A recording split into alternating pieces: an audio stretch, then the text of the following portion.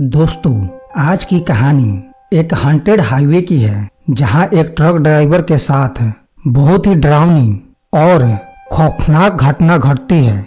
यह घटना कोई सीधी सादी घटना नहीं होती है, बल्कि उस ट्रक ड्राइवर का एक भूतिया जगह पर भूतों से सामना होता है। तो चलिए सुनते हैं इस ड्राइवर की पूरी कहानी।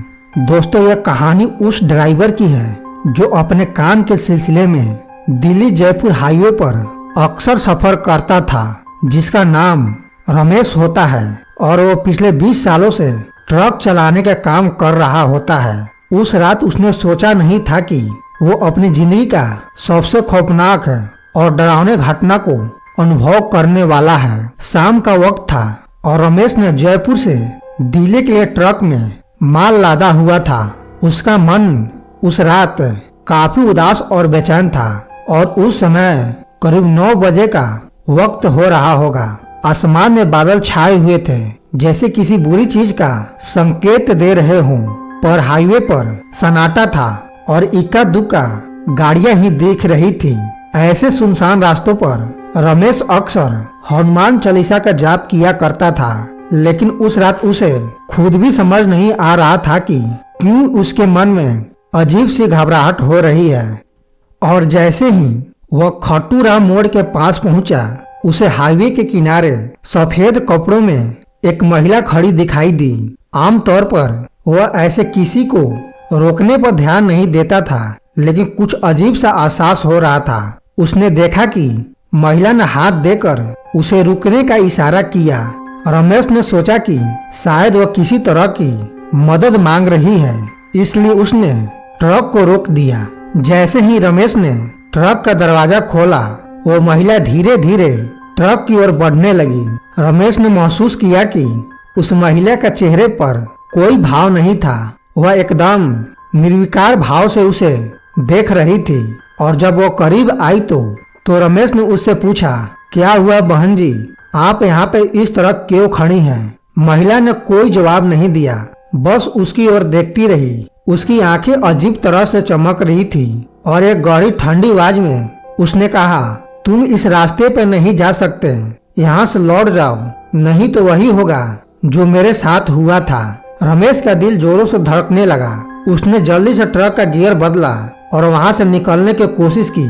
जैसे ही उसने ट्रक को आगे बढ़ाया, उसे शीशे में वही महिला ट्रक के ठीक पीछे दिखाई दी। उसकी आंखों से खून जैसा बह रहा था और चेहरा भयानक रूप से विकृत हो गया था।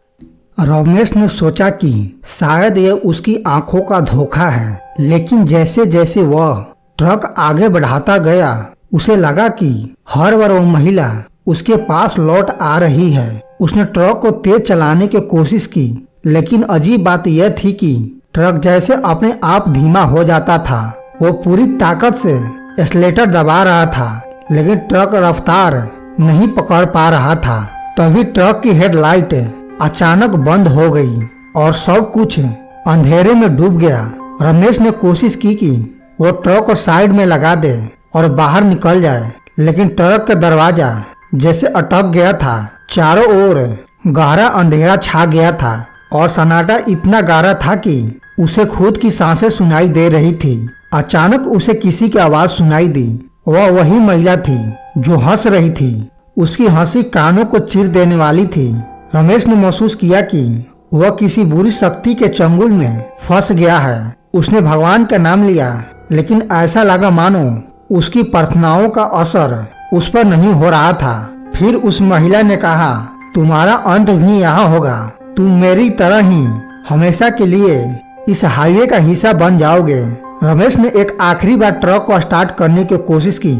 जैसे ही ट्रक चला, उसने देखा कि हाईवे किनारे खड़ी हर झाड़ी, हर पेड़ में वही महिला दिखाई दे रही थी। उसका चेहरा खौफनाक और आंखें रक्त रंजित थी। रमेश के कानों में लगातार उसकी आवाज गूंज रही थी, तुम नहीं बच सकते। आखिरकार किसी तरह उसने ट्रक को तेजी से आगे बढ़ाया और कुछ दूर जाकर एक गांव में पहुंच गया। वहां पहुंचते ही उसने ट्रक रोक दिया और हांफता हुआ नीचे उतरा। जब उसने गांव वालों को यह सब बताया तो एक बूढ़े व्यक्ति ने कहा, बेटा, उस हाईवे पर कई साल पहले एक महिला की मौत हो गई थी और तब से उसकी आत्मा उसी जगह भटक रही है। जो भी उस मोड़ पे जा सकता है उसे वो अपने साथ ले जाती है। रमेश का रंग उड़ गया। उसने उस घटना के बाद कभी भी उस हाईवे पर अकेले रात में ट्रक चलाने का काम नहीं लिया। वह घटना उसके दिमाग में हमेशा के लिए बच चुकी थी। आज जब भी कोई उसे उस हाईवे के नाम लेता है तो उसके रोंगटे खड़े हो जाते हैं। क्या वह एक सच में आत्मा थी या उसका मन का भ्रम था? ये सवाल आज भी रमेश को परेशान करती है। पर रमेश जानता है कि वह रात सिर्फ एक भ्रम नहीं थी। उसने असल में मौत को करीब से देखा था। दोस्तों, यह कहानी आपको कैसी लगी कमेंट कर जरूर बताएं और ऐसे ही और कहानियां सुनने के लिए चैनल को सब्सक्राइब जरूर कर लें। जय हनुमान।